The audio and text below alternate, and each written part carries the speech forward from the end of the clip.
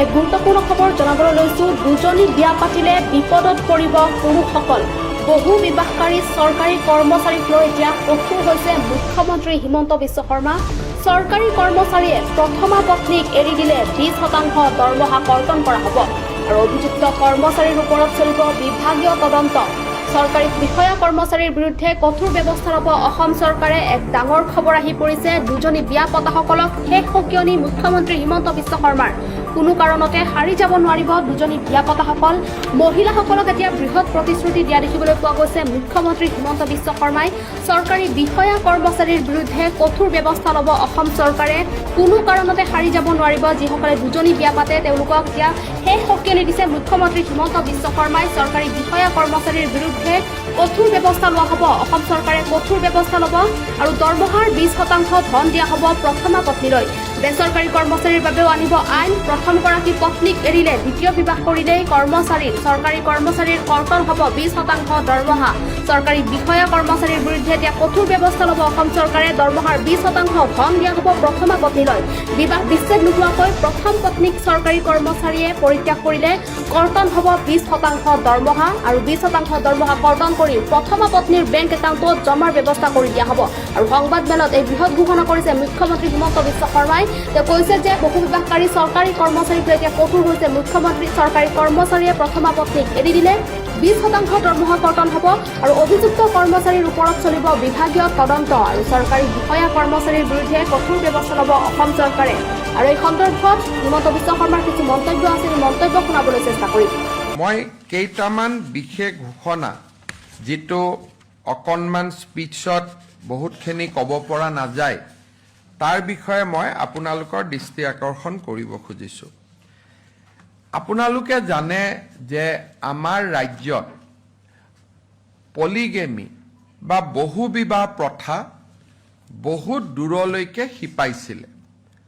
অন্ততঃ যোৱা কেইটামান দিনত ইউনিফৰ্ম চিভিল কোডৰ আইন প্ৰণয়ন হোৱাৰ পিছত মই য'তেই তৌৰত গৈছোঁ এগৰাকী নহয় এগৰাকী মহিলাই মোৰ আগত আহি অভিযোগ কৰিছে যে মোক কোনো ধৰণৰ ডাইভোৰ্চ বা বিবাহ বিচ্ছেদ নোহোৱাকৈ প্ৰথম স্বামীয়ে মোৰ লগত যোগাযোগ বন্ধ কৰি দিছে। কাৰোবাৰ কোলাত কেঁচুৱা আছে আৰু কোনোবাক স্বামীৰ ঘৰলৈ গ'লে মাৰপিট কৰিও খেদি পঠোৱা হৈছে। আৰু ইয়াৰ ভিতৰত ভালে সংখ্যক চৰকাৰী কৰ্মচাৰী আছে। এই ঘটনাৰ পিছত আমি এটা চিন্তা কৰিছিলোঁ যে যদি চৰকাৰী কৰ্মচাৰী এজনে নিজৰ প্ৰথম পত্নীক বিবাহ বিচ্ছেদ নোহোৱাকৈ পৰিত্যাগ কৰে তেতিয়াহ'লে তাতকৈ ডাঙৰ অপৰাধ একো হ'ব নোৱাৰে। নিয়মমতে সেই চৰকাৰী কৰ্মচাৰীজনে ইয়াৰ পিছত চৰকাৰী চাকৰিত থকাৰো অধিকাৰ হেৰুৱাই পেলায়। কিন্তু এই অভিযোগবিলাকৰ তদন্ত নোহোৱাকৈ বা ডিপাৰ্টমেণ্টেল প্ৰচিডিং নোহোৱাকৈ এজন ব্যক্তিক চৰকাৰী চাকৰিৰ পৰা আমি গুচাই বুলি ক'লে গুচাব নোৱাৰোঁ। সেইকাৰণে আমি এটা নতুন সিদ্ধান্ত লৈছোঁ যে পৰিত্যাগ কৰা পত্নীগৰাকীয়ে যদি DDO-জনক অৰ্থাৎ যিজনে দৰমহা দিয়ে তেওঁক যদি আবেদন কৰে তেওঁৰ দৰমহাৰ 20% ইনক্লুডিং DA, এইটো নহয় যে বেচিক চেলাৰী, সম্পূৰ্ণ দৰমহাৰ 20% পৰিত্যাগ কৰা পত্নীগৰাকীৰ একাউণ্টলৈকে ট্ৰান্সফাৰ কৰি দিব। কেছো চলি থাকিব, প্ৰচিডিঙো চলি থাকিব। সমান্তৰালভাৱে মহিলাগৰাকীয়ে 20% দৰমহাৰ ধন লাভ কৰিব যাতে তেওঁলোকে এটা জীৱন আৰম্ভ কৰিব পাৰে। আজি আমাৰ চৰকাৰী কৰ্মচাৰীৰ এভাৰেজ দৰমহা 50,000 প্লাছ ইন এণ্ড এৰাউণ্ড।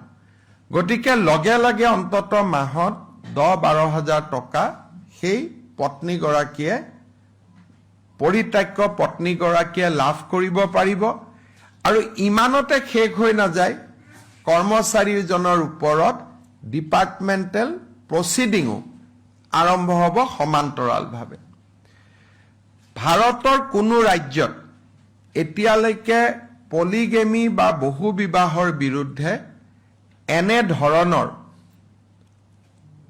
ব্যৱস্থা হাতত লোৱা নাই আমি অসমে প্ৰথম আৰম্ভ কৰিছিলোঁ যে কোনোবা সন্তানে যদি চৰকাৰী কৰ্মচাৰী সন্তানে যদি নিজৰ পিতৃ মাতৃক কষ্ট দিয়ে টকা পইচা নিদিয়ে দৰমহাৰ 10ৰ পৰা 15% প্ৰণাম আয়োগে কৰ্মচাৰীজনৰ পিতৃ মাতৃক হস্তান্তৰ কৰিব পাৰিব ইয়াৰ পিছত কিছু সংখ্যক এনে ব্যৱস্থা লোৱাৰ পিছত এতিয়া চৰকাৰী কৰ্মচাৰীৰ বিৰুদ্ধে এনে অভিযোগ প্ৰায় নোহোৱা হৈছে মই ভাবো যে আজি আমাৰ ৰাজ্য চৰকাৰে যেটো সিদ্ধান্ত লৈছে ইও আমাৰ আই মাতৃসকলক সুৰক্ষা দিয়াত এক ডাঙৰ पदक्षेप हिसाबे थियो দিব मैं हिंदी में भी बोलने का भी कोशिश करूंगा हमारे बहुत सारे सरकारी कर्मचारी ने डाइवोर्स बिना पहला पत्नी को त्याग कर देने का घटना